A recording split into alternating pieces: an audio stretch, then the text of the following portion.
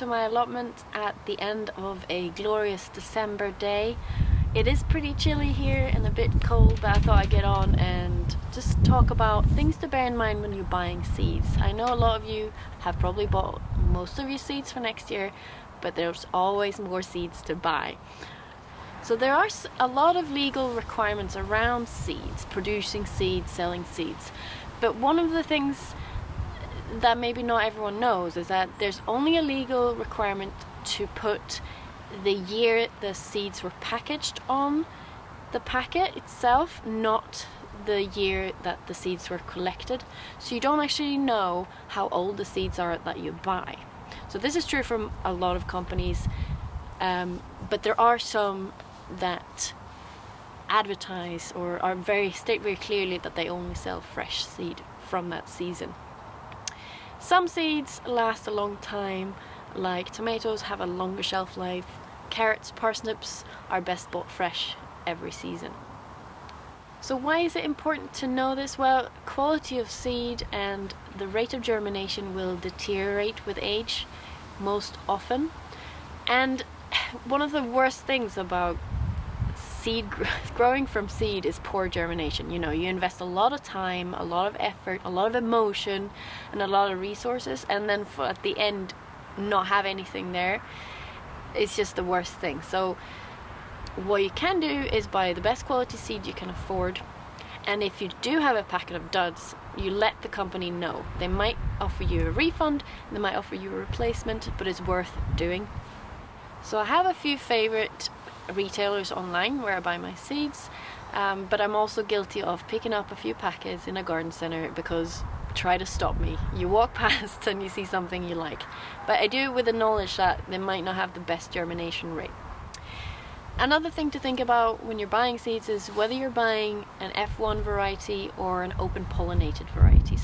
So F1 varieties are crosses of, for example, say 2 different types of tomato, and the company has put in, who sells the seeds, have put in a lot of effort, a lot of money and a lot of research into finding a cross that gives certain characteristics that they think that we want as a grower. For example, it could be taste, it could be blight resistance in case of tomatoes, it could be early cropping, it could be late cropping, it could be other disease resistance, or you know, just more adapted to the UK growing climate.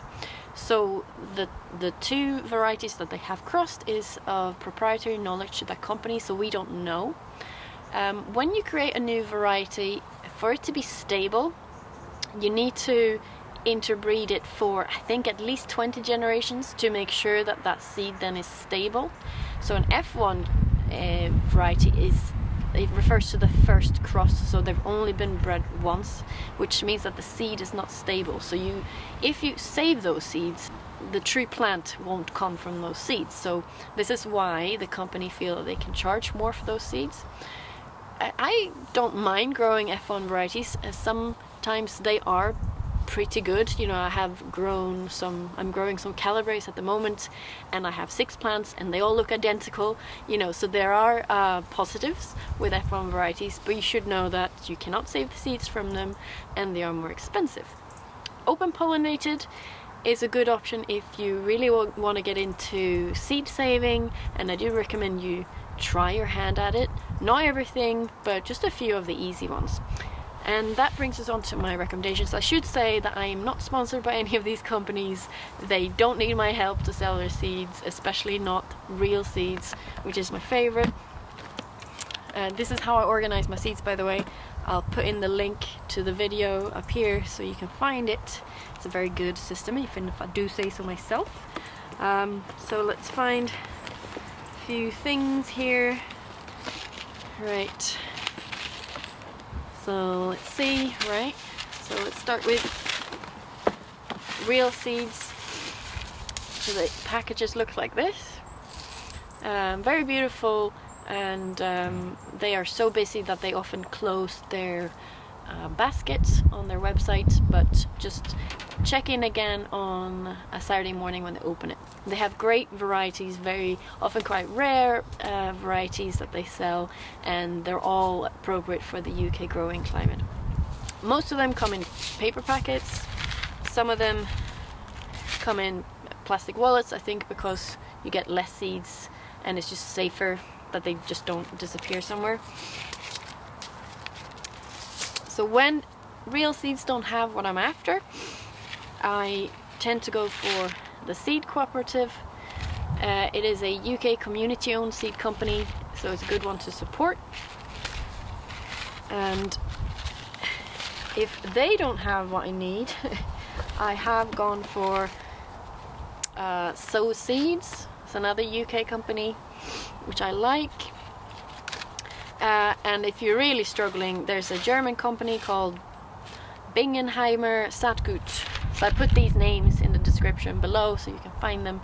Their website, they have an English version of the website, so you can find what you want. The seed packets comes with German written on them. It's not a problem though, is it? Zuckermais, it's obviously sweet corn. But then I could not find Lufa anywhere, so I found this company, Sea Spring Seeds. It's also a British company, and I'm really excited to try their varieties.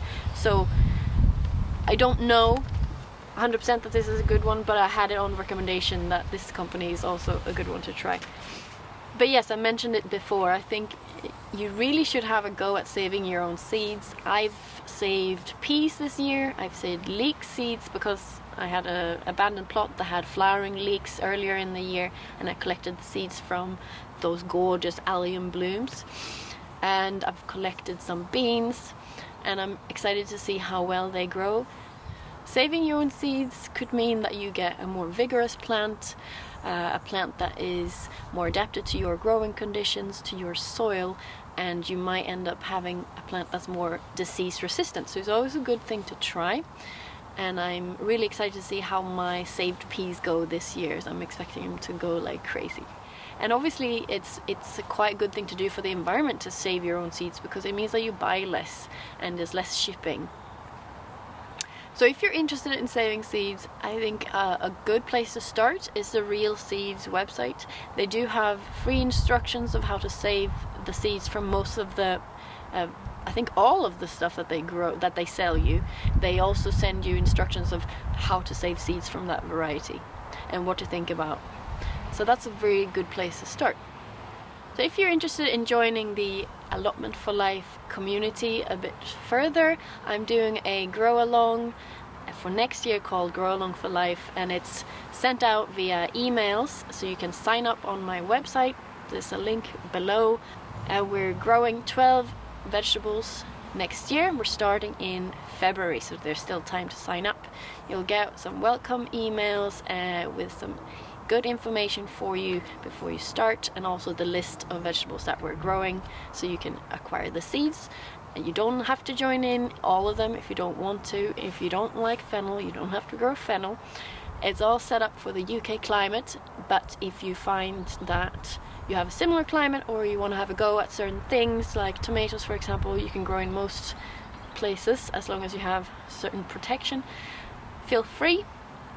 I'm not a professional gardener, but I have experience from my allotment. So I want to share my tips and tricks, and I want us to share our successes together. So I would be really happy if you sign up and let me know how you get on.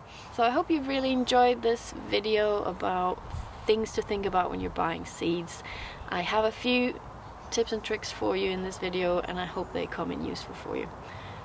And have a happy holidays if I don't see you before.